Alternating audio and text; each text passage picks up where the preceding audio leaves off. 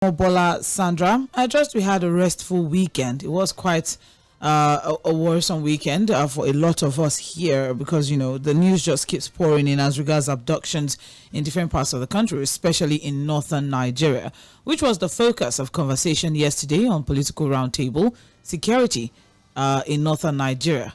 Just on Friday, we got the report.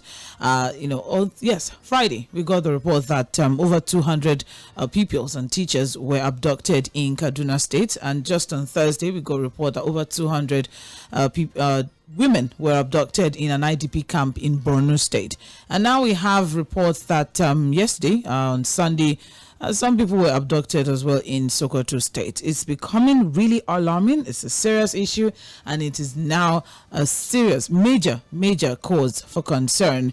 All right. Well, I really hope that we had an amazing weekend. Anyways, with the commencement of fasting in the month of Ramadan, Nigeria, hopefully, we really hope that Nigeria will be open to multiple divine blessings because the Christians are also have also gone far in the observation of Lent, yes, which started February 14th. So they should be wrapping up any moment from now, so 40 days. Okay, so with both, religions, with both major religions in the country, of course, observing their fasting in this period.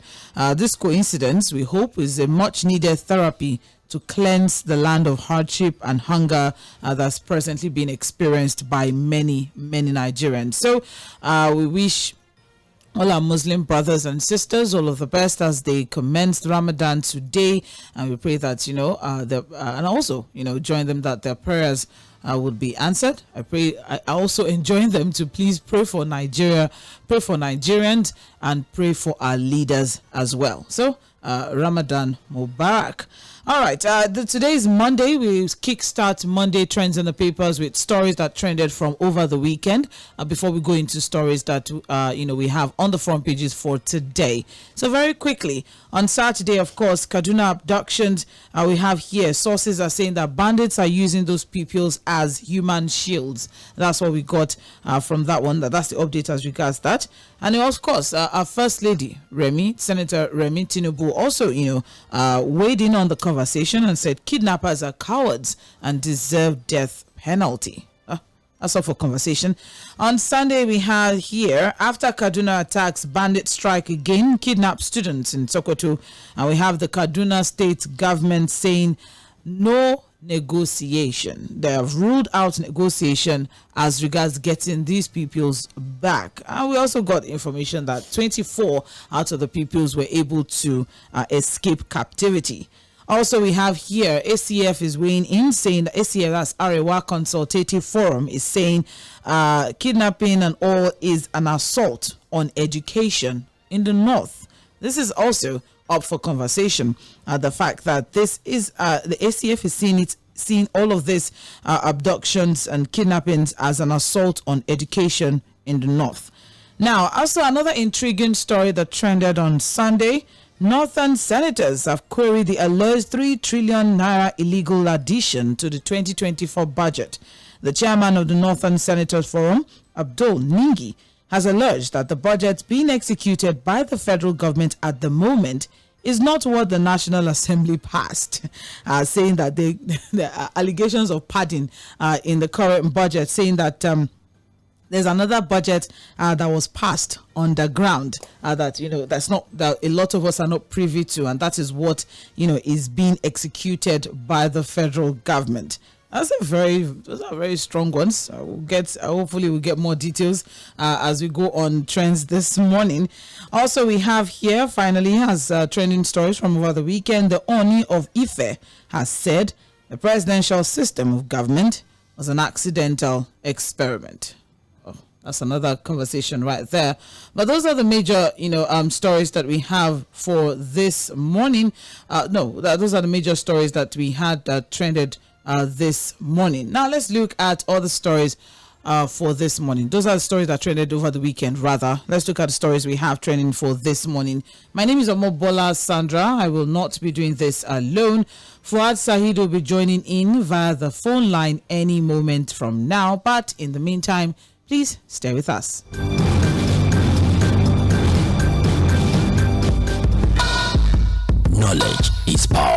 Information is key, and that is why we aim to unlock the doors of opinion, unveiling the stories that need to be told. Join Omobola Sandra and Sage Babalola on the Morning Express on Mainland 98.3 FM from 5 a.m. to 11 a.m. as we invoke the thought-provoking discussion, tackle the tough questions, challenge assumption, and give a voice to the unheard. This is the Morning Express on Mainland 98.3 FM. Welcome on board the Morning Express. Good morning.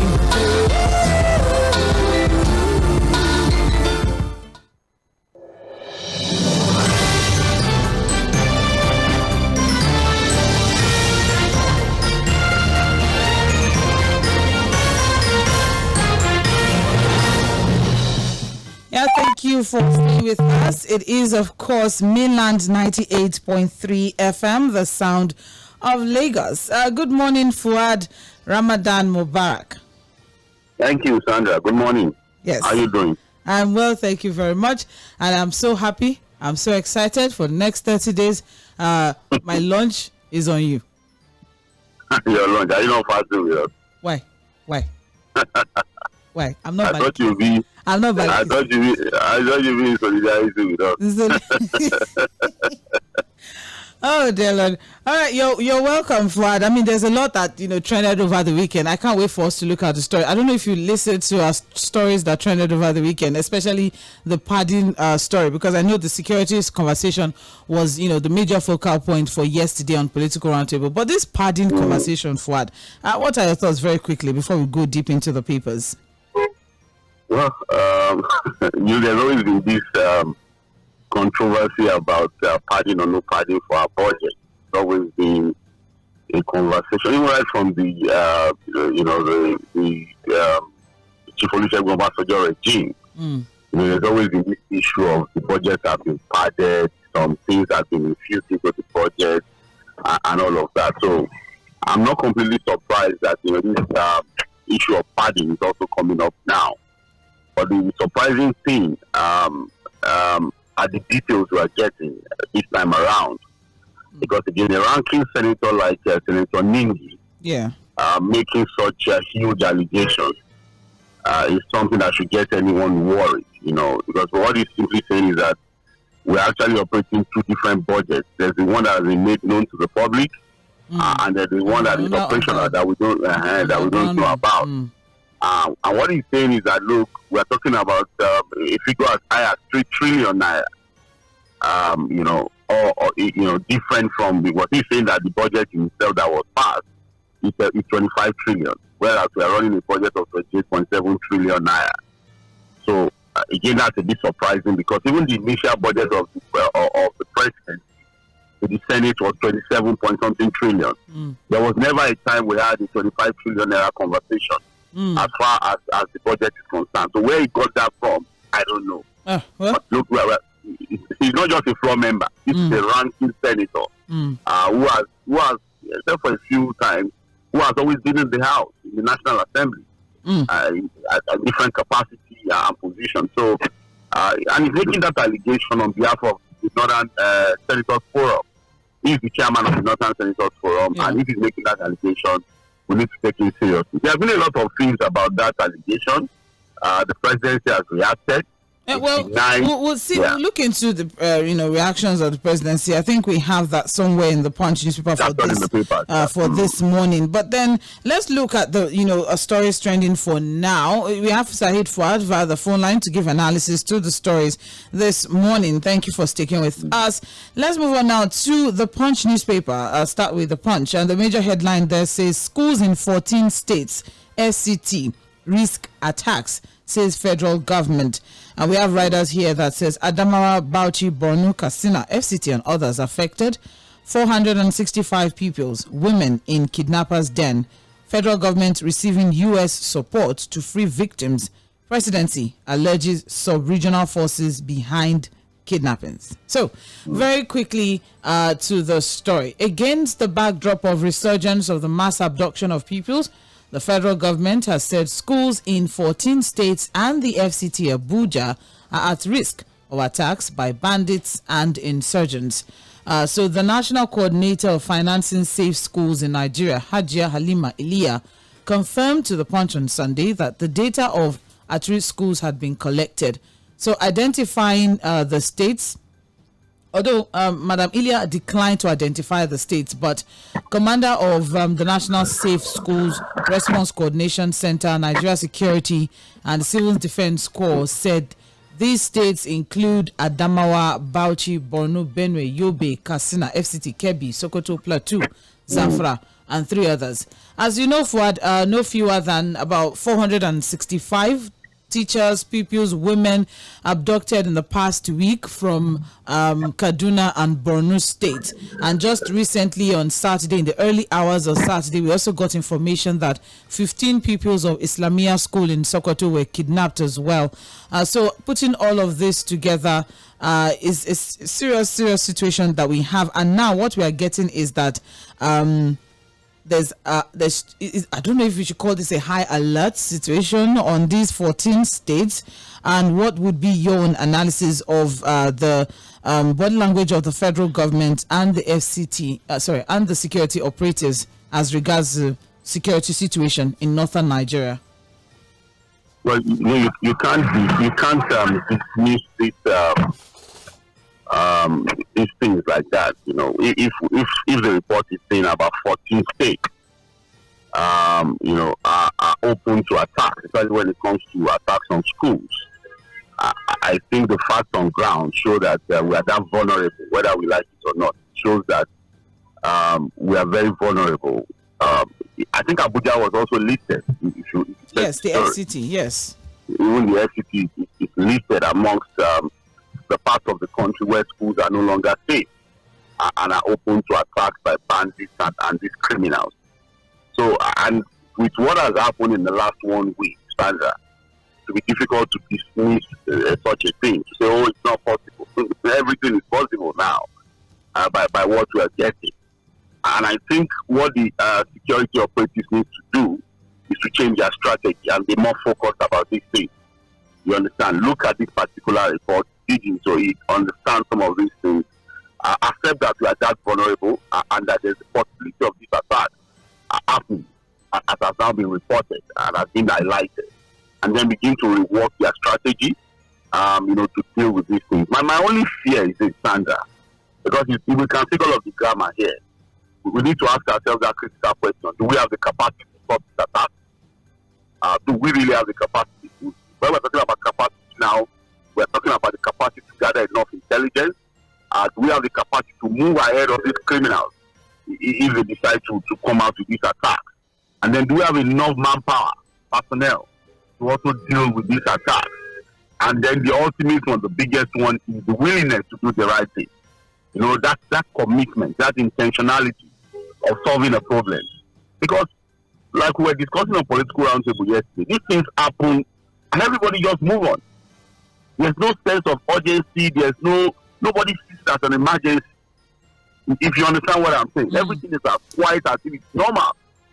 Because again, what we are saying is that, look, in the last 1 week, more than 400 Nigerians, mostly pupils, women and children, have been abducted in different parts of the country. And everything is calm. You understand? Nobody's raising serious eyebrows. In fact, the northern senators are more concentrated on what is in the budget and what is in the budget than the security of their people. I would have thought that Senator Ningi will not be as bothered with what has been added or not added in the budget. He would have been more, he would be talking more. The Northern Senators Forum would have been calling for a state of emergency, calling for actions, because that is supposed to be the major function of any government, security of life and property. But here we are, they are more disturbed about what is in the budget and not in the budget, and they are not really speaking to the security situation in northern Nigeria. It has gotten so embarrassing, Sandra, because, like I said, I'm just hoping that there are people that will listen to these things, focus on these things, and get committed to solving the problem. These attacks can happen. From what we're seeing, we are that vulnerable. All we have from this report is that the commander of the National Safe Schools Response Coordination Center, NSCDC, Abodunrin, has said that the attacks are unfortunate, what the attackers do is to look for soft targets. They now go to villages where they feel they can quickly operate before help can come. They also target where communication networks are bad. The cases in Ekiti and Kaduna are examples where community members could not quickly call for help.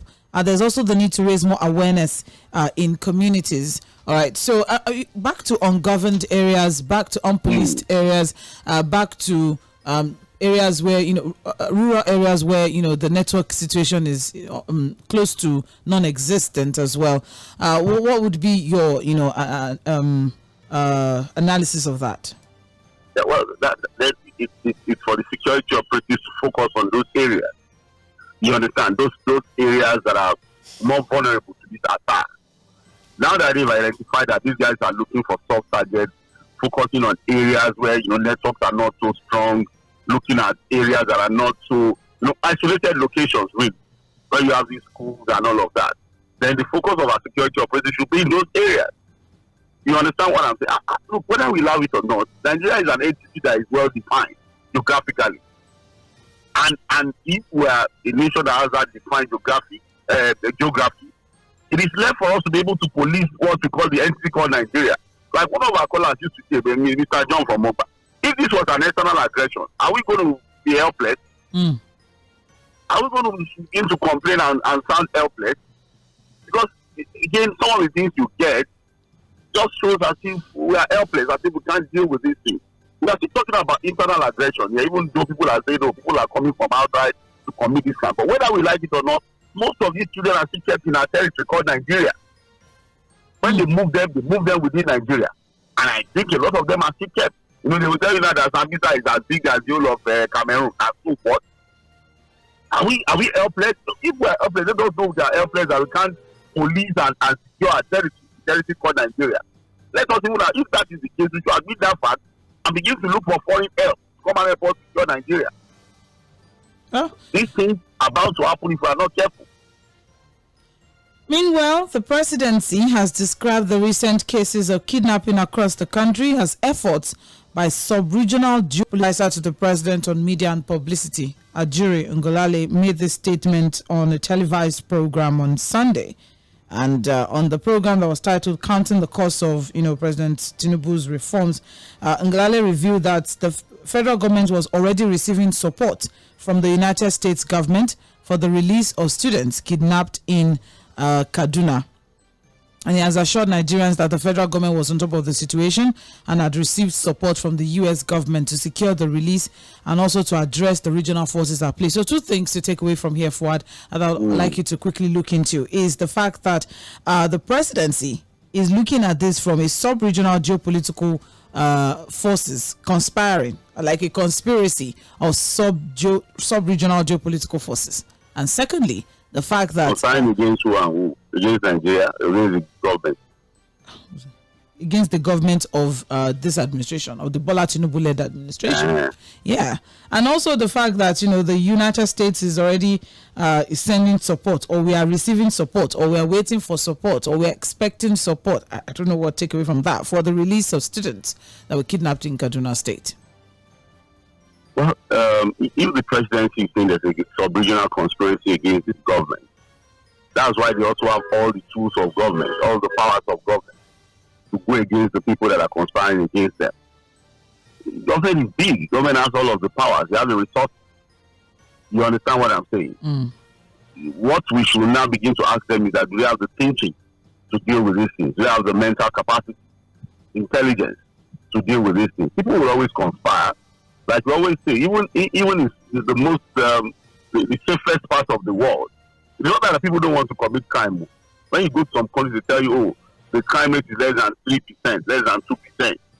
In those societies, it's not that people there are safe or angels who don't want to commit crime. What happens is that the government is structured in a way that, look, they are always ahead of the criminal. So it's difficult to commit any kind of crime. And when you do commit that crime, they fish you out. Myself and Joseph Fᴜဃᴜnᴜ were talking before political roundtable yesterday, and we said that, look, modern day security arrangement in the 21st century has gone beyond just hiring people and putting AK-47 in their hands and putting them behind the vehicle and sewing uniform on their neck. In the safest part of the world, you don't even see security. You feel it, Sandra. You might not see a police. You might not even see anybody carrying gun. But you commit a crime. You will know that there's security. You understand what I'm saying? So it is not about, even when we talk about, look, in one of the reports, it was said that on armored tanks alone, we spent about 5 trillion naira buying armored tanks, armored carrier vehicles. I think in 2023. We invest so much money, we put so much money in buying these things. There was a time we were talking about Tucano jets. The budget of the military keeps going up every day. But the results are showing that, look, we just spending money. There's not really anything to show for it. So we need to ask ourselves, are we deploying resources properly in tackling this issue of insecurity? Or we have not been doing the right thing? Look at even Lagos, the so-called Lagos. Look, everywhere is dark. Somebody was telling us, I think it was even Joseph, was telling me that, look, the CCTV cameras we have in Lagos are more for revenue generation than security. Even when the part of Lagos where you find CCTV cameras, they are for people who break traffic lights. And then now they are going to be fined for breaking that. Not majorly for security. Half of Lagos is dark. No street lights, nothing. And then you now talk about the northern part of the country that has isolated land and ungoverned spaces. That's why I'm saying that, are we really committed to solving this problem? Or we just like to talk about it, we move on, another one happens, to talk about it, we move on again. Let me just quick one, last one on this particular report. Anjuri Ngalale also lamented that we increased security in major communities in the southeast and southwest. The government was working to extend coverage to vulnerable far-flung settlements in the north. It said, and I quote, "First of all, the president has been very clear that this is an administration of no excuses. If you look at other parts of the countries that were in flames before he took office, such as Southeast and parts of Southwest, for example, you know the level of work." What has been done in the Southeast? What has been done in the Southwest? He said, you know the level of work. If you look, maybe you've not looked. What work now? What work? Was it not in the Southwest that recently, 2 monarchs were killed? Children were abducted. Driver of the bus was killed. What work now? So what he's saying is that they did more in the South and Southeast. You see that this is just pure lie. It is just it's clearly somebody who is just lying. Even Jay does not know what to say. She just keep quiet and allow by your non-looker do the usual of attacking people that seems are against the government. Is there anyone that's better? What has been done now in the Southeast and the South-South? In the Southwest, yes. We are still having the trouble there and there. The kidnappings are still going on. Look, in the last 5 months, can we aggregate the figures and see what has happened in the Southwest? And then they are now going to extend it. As also we say that, look, you can't solve a problem by living in denial. You must first accept that you have a problem before you can commit to finding solutions to the problem. But if you keep denying that you have a problem, or keep living in denial that you have a problem, you will not be able to solve it. Well, he said if we look, maybe we've not looked deep enough, but if we look, we'll be able to see the level of work that has gone into security in our nation. And he said, and let me continue to quote here, where we still have some challenges is in the north central and the northwest, and to a lesser extent, northeast. There's still a lot of work to be done along the Kaduna axis. Remember that when you could not travel by road on the Abuja-Kaduna highway, now you're able to do that. You know what? If Injury wants to really show us that the government has done a lot of work, can Mr. Injury Aguilali travel on that Kaduna road that he's talking about without security operators? He should just travel on that road without any security cover. And then this is a man that is talking about the South is not east. That's the northeast that recently Boko Haram has just picked over 200 people in an IDP camp. So again, that's what I'm saying that, look, are you seeing any sense of urgency in the people in government? Because we are talking about almost 500 Nigerians in less than 1 week. And look at the response of the government, put that against what has happened, and then you'll be able to judge whether there's any serious commitment to solving the problem. If this is the idea of the people in government, there's just some work, we just have some trouble in 1 or 2 areas, see the way you're saying it, that if it's not an emergency. And then for people like us now, they will say we are just fear and alarm, they are just sounding unnecessary alarm. Things are not as bad as you are painting it. It's unfortunate. Well, more details on page 2 of the Punch newspaper. We don't have much time. I would have wanted us to also go into the statement of First Lady Senator Oluremi Tinubu asking or calling for capital punishment for kidnappers, and bandits, saying that's the route to go. But we can get all of the details on page 2 of the Punch newspaper. Moving on now, we also have here blackout worsens as hoodlums vandalize transmission line. That story is on page 31 of. Okay, that's on page 31 of the Punch newspaper. So very, very quickly, what we have here is the transmission company of Nigeria, TCN, declared that one of its critical infrastructures, the Shiroro Katampe 330 kV transmission line, was vandalized, making it the 5th of such incident between February and March this year, leaving the country in perpetual blackout. Let's not forget very quickly that on February 28, it was reported that vandals destroyed Tower 70 along the 330 kV Gwagwalada Katampe transmission line in Abuja, making it the third by vandals within 5 days as at that time. So with the continued destruction of TCN towers is raising a lot of concern among stakeholders, and some persons have called on the federal government to deploy security agents to the transmission company to investigate this incessant situation.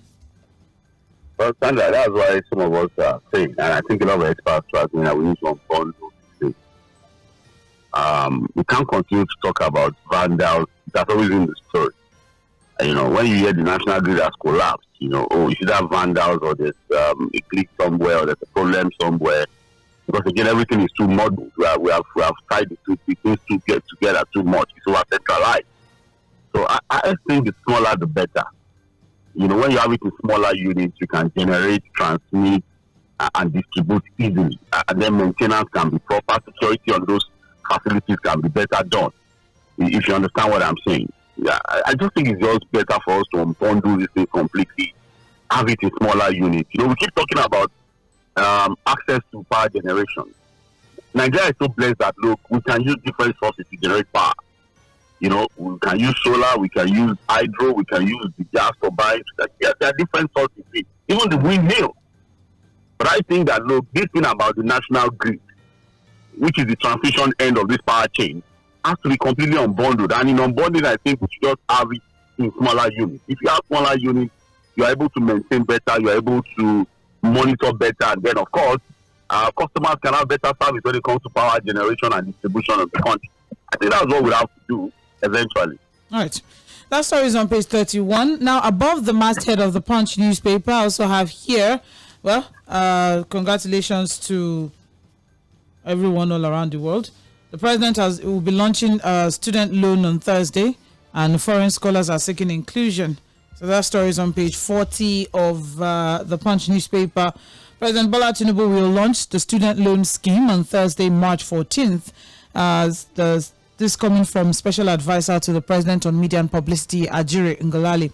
And on the program, it said that this is a major form of obligation reduction for Nigerians and families and young people at a time when Nigerians are feeling the pinch. We believe this is the way to go. So later this week, on Thursday, the President will launch the historic National Student Loan Program. All the stories about it. Because it's the first time we're having. We've not had it before now. Let's be happy. Okay. All right. So we'll wait till Thursday to have the details, because the people is in the details, Sandra. And when we have the details, the criteria, the eligibility criteria, the working model, we can then look at it and see whether it will be of any use, even though people have raised concerns, really, about how well the government have engaged stakeholders before coming up with the student loan. When it was first introduced, the criteria in itself was criticized, and that led to the withdrawal of the idea at that time. I think there have been about 3 or 4 timelines for it to be launched. Now, Thursday, we have a Thursday timeline. Let's hope that it happens. And then when it happens on Thursday, we'll look deep into it, check, and see whether, for people who are interested, really, it's going to help them in any way. But we'll have to wait till Thursday. All right. Well, what we also have here is that there are foreign scholars who are seeking inclusion in this particular initiative. And so what we have here is the Executive Secretary of the Nigeria Education Loan Fund, Dr. Akintunde Sawyer, exclusively confirmed that the much-awaited scheme will go live on February 20. But then what we have now, after we got some information on this particular report, is that this is not an exclusive program as it to be catered. Well, no, looking at it basically, apologies for that. Looking at it basically, foreign scholars seeking inclusion into the student loan scheme. Fuad, what do you think? Since this is supposed to be a focus on indigent students. That's what I'm saying now, until we have the details. Because again, he has said that foreign scholars are interested. And so the question is, are they ready to capture them in this student loan scheme? Because my idea, the idea that was sold to Nigerians at the initial stage was that this was supposed to take care of indigent students, the poor of the poor, for them to at least have access to these loans to be able to go to school and then repay when they start working. So that's how, when we have things like this, we just have to wait to have all of the details. Let it come on the table. We look at it critically, and then we also have to begin to look at how implemented the program is. Because it's one thing to come up with an idea, it's another thing to be able to implement properly. You understand what I'm saying? But my concern is that, look, a lot of stakeholders in the education sector are saying that, look, there was not enough engagement. That what had happened basically is just that government has put in 1 or 2, 3 people they consider experts to come up with this idea. And without proper stakeholder engagement, we may run into trouble with this particular program. But I think we should just wait. When we have it on Thursday, at least we have all of the details. It's not going to be just launching. How do you apply? When do you apply? Who is eligible? How much can you really borrow? Okay. How do you repay? What are the conditions? What you call a complete eligibility criteria. I think all of that information will be out on Thursday. So let's just wait. All right. Thank you very much for lastly, coming on the front page of the Punch newspaper, only foreign borrowing can save Naira and clear CBN debts. And that's on page 36 of the Punch newspaper. So very, very quickly, what we have is that international business research firm Economist Intelligence Unit has said that the CBN does not have the liquidity to support the Naira as of now. All right. And what we have in the report is that the CBN unified segments of the country's foreign exchange, that was done last year around June, which resulted in a significant depreciation of the Naira. So what we have now is that in the report, EIU is saying that CBN may need to resort to foreign borrowing to support the Naira and fulfill its foreign exchange obligations. Fuad. Well, on the I think that's just what has to happen, and that's what has been happening. Remember that we've been accepting some foreign loans recently to ensure some liquidity within the country, the foreign exchange market. And on the short term, I think we'll have to do that. I agree with DIU on this one. But the question is, these short-term measures, what are we doing, to have a more sustainable way of defending our currency? You understand what I'm saying? Of saving up our currency against the dollar. There has to be something more sustainable. There has to be something more sustainable, if you understand what I'm saying. And that has to happen. And how does that happen? Mr. Tʀᴇ Additional said a whole lot of things that, look, we have to produce our way out of this forex crisis. We can't continue to throw in money, borrow, and all of that. Yes, in the short term, so that things don't go out of control completely, we may have to rely on some of these foreign loans just to firm up the Naira and defend it against the dollar. It's a free fall, and that cannot continue to happen. But while we're doing that, we now have to focus on how to ensure proper production. Because we just have to find a way to continue to earn forex in a more sustainable way. The oil sector needs a lot of reforms. Reforms in terms of accountability, oil production, and all of that. And then the other one is proper diversification of the economy into the extractive industry, into agriculture, so that we can continue to earn proper forex in a more sustainable way. And that's why experts are saying that, look, we would have to produce our way out of this problem. Production means that, look, we cannot be an import-dependent nation. We have to find a way to continue to produce so that we can, to firm up our currency against the dollar. That's the most sustainable thing to do. But for now, we have to find a way to continue to borrow. I agree. There's no other way. It's a very long read. We can get all of the details on page 36 of the Punch newspaper. We are listening to Trends in the Papers on Mainland 98.3 FM. My name is Omobola Sandra. I have Fuad Sahid via the phone line. We're also live on Facebook and YouTube, so please do well to join the conversation by dropping your contributions in the live chat segment at Mainland 98.3 FM on both platforms. Now, moving on now to Vanguard newspaper, the major headline here, businesses suffocating as energy costs shoot skywards. And we have riders here that says up 41% to 635 billion naira. Yes. Its second biggest problem after Forex, says Muda Yusuf. High energy costs crippling operations, Okomo Oil MD says. 98% rise in our selling and distribution expenses due to diesel cost, says Bua Foods. Implement power sector eligible customer initiative, ex-Manufacturers Association of Nigeria boss says to federal government. And finally, operators blame low generation on rationing persists nationwide. So still on the volatile business environment that Nigeria is currently going through. Now we focus on the power sector.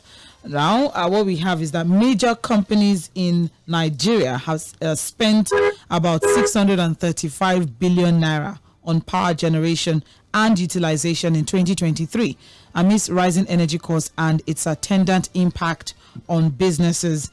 So as we know, on a month-on-month basis, this has increased by 6.7%. That's as regards, the PMS. So at the moment now, the average retail price of PMS, that's petrol, is about 671 naira as it is now. But then among companies that are reporting sharp rises in power costs, we have BUA Foods, BUA Cement, Dangote, Fitson Healthcare, Chemical and Allied Product, CAP, Nemeth and others. We also have some banks as well that have also, weighed in. Meanwhile, industrialists and financial experts have said that the persistent hike in the prices of petroleum products, as well as poor public power supply nationwide, among other factors, have pushed up cost of production and is adversely impacting business competitiveness and sustainability. As it is now, Fuad, the high and increasing energy cost is perhaps the second biggest problem that's facing companies across all sectors, especially in the real sector, only next to Forex. Forex is the major one, and the second one now is the energy. When we talk about the organized private sector, you look at small business owners, the medium-sized business owners, the big business owners, you look at the people in the manufacturing sector, you understand that this is the most difficult time for a business owner in the country. Especially when it comes to the issue of the forex crisis and the problem of energy costs.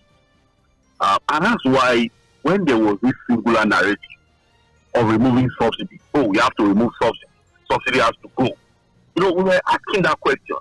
Are we ready for the consequences? Because you have a choice to make a decision. And that's life, standard. Your choices are your choices. Nobody can stop you from making your choices. But you have no choice as to how to react to the consequences of your choice. And when we're all saying, subsidy has to go, these are some of us were saying that, look, because again, if the IMF model is that subsidy has to go because they prescribe to some other countries and it works for them, the question is, the realities of those countries, is it the same with Nigeria? Most likely in those countries, they have stable power, right? And so they don't have to spend money buying diesel or spending PMS to fuel their generator. They don't run their economy on generators. And so energy cost was not going to be a factor.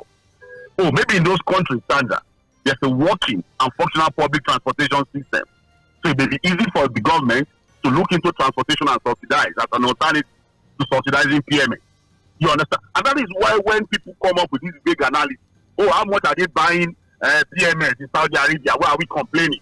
How much are they buying PMS in the US? In the US, are they buying PMS to fuel generators? Are they using diesel to fuel their generators in their factories and companies? Is it the same reality? So we need to look at our own local, and that is the problem now. Look, maybe you are talking about PMS, for people who run small business, who use small generators. A lot of the companies now run on diesel generators, and look at how much they spend monthly running those generators, the cost of energy. And then if they have to move their goods around, most of those vehicles also run, the articulated vehicles run on diesel. A liter of diesel now, depending on where you are buying it from, is between 1,400 to 1,800 naira per liter, depending on the part of the country you are buying the diesel from. So how do we run businesses like that? And that's why manufacturers are already warning us that more manufacturers are going to shut down their businesses. So it means that we have a crisis on employment ahead of us, as we see. And then you ask yourself, oh, we are hoping for a $1 trillion economy. How? With poor public power, the entire installed capacity of power in the country is about 13,000 megawatts. We are still opening around 4,000 megawatts. And in between all of that, you have a collapsing national grid, vandalization of transmission lines. So that's how we are going to run a $1 trillion economy. So again, the CBN can continue to tinker with monetary and fiscal policy, you understand, to fix the forest crisis. But a lot of other factors that's going to fix our forest crisis and get us back as a productive nation, it's even beyond the CBN. So it's all muddled up, Sandra. We are not in a bad place. Sorry, we are in a very bad place. We are not in a good place. It's all muddled up. You know, in between all of these, you have the shenanigans of our politicians who are not concentrating. In between these crises we have, which is even compounded by the level of insecurity in the country. Then you have our politicians who are still busy doing what they have always done. They are not reading the room to see that there's a serious problem that they need to attend to.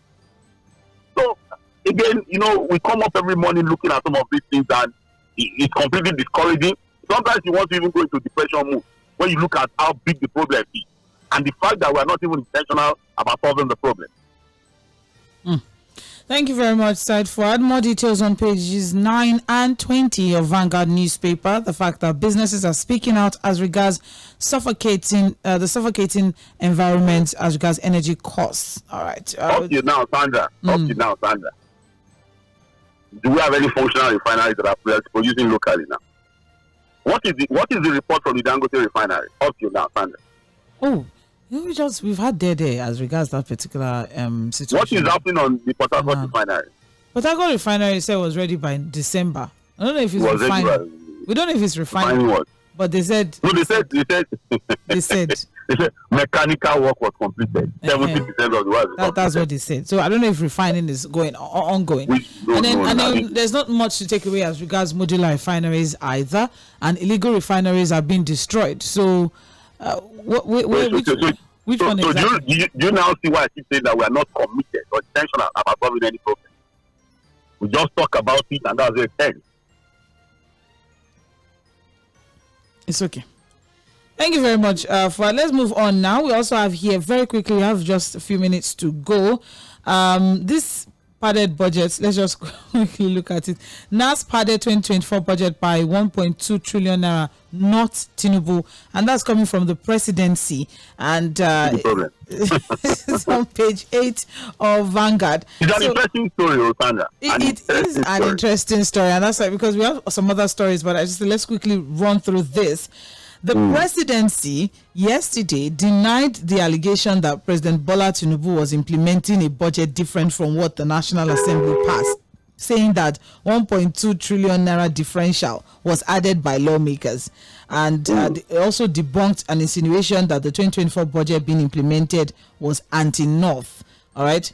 And this is coming against what, Senator Abdul Ningi, Chairman Northern Senators Forum, said that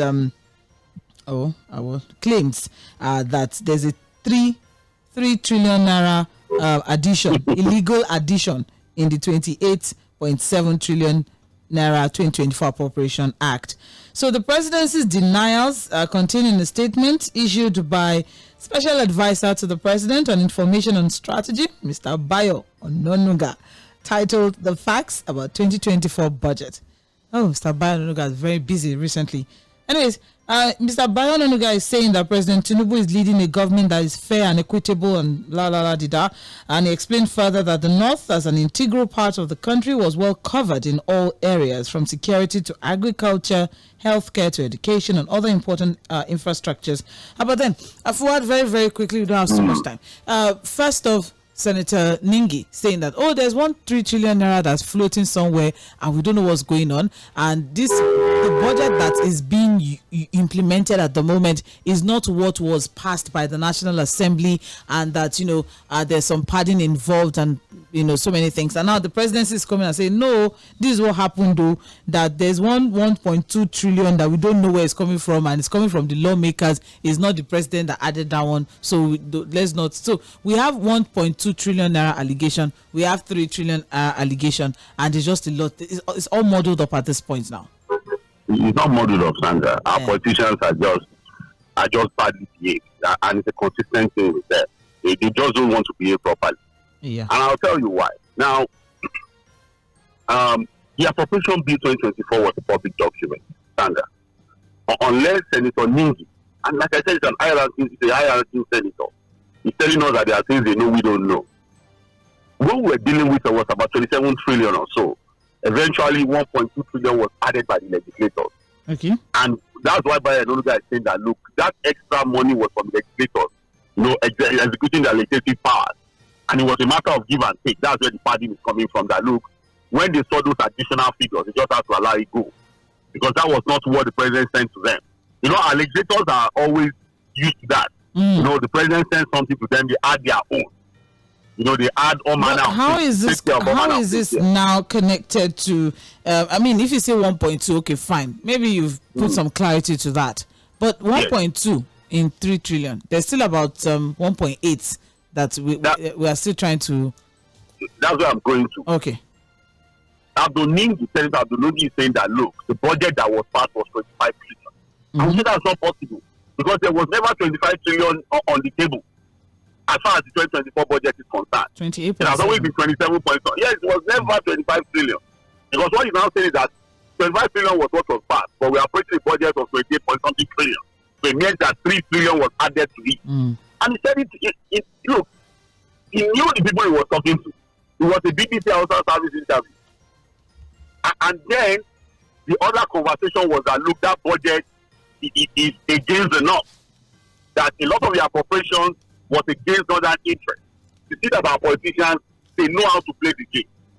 And I'll say it here again. Since the budgets have always been passed to favor the North, what level of development has happened in the North? If this is the time they are complaining, let us assume that the budget that they have never complained about has always been passed to favor the North. Right. Has any meaningful development happened in the North? Look, our politicians will just continue to divide us along ethnic and religious lines, even though they are not committed to it. Now that he is talking for the North, I'm saying that Senator Ningi is talking for himself and his other brothers in the Senate, not the Northern Nigeria. Thank you, this is what they keep doing.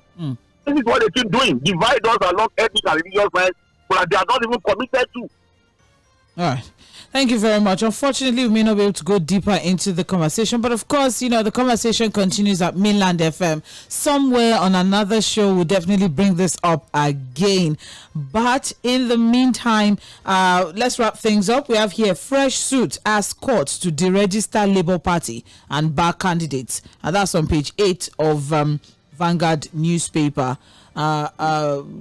Edo Guba, how Edo South leaders, Obaseki, Ighodalo, agreed on PDP running mates. That's on page 23 of Vanguard. Also, we have on New Telegraph, major headline, signed death warrant for convicts execution. Statesmen tell governors as condemned inmate figure hit 3,306. Call for cases review on merit where necessary. And that's another thing, decongesting our correctional facilities. So people on death row, governors are not signing. Lagos to demolish structures on drainages in Apapa. That's on page 7 of New Telegraph. Lawyers, how corruption in judiciary can be tamed. That's also in New Telegraph. There's a lot to take away from this, but finally, on the front page of New Telegraph, TCN declares system sabotage as terrorists vandalize Shiruru Kantapi Towers. Stay with us, don't go anywhere. We'll be back by 8:40 for Mainland Focus, where you, our dear listener, gets to be a part of the conversation. This is Mainland 98.3 FM. We'll be right back.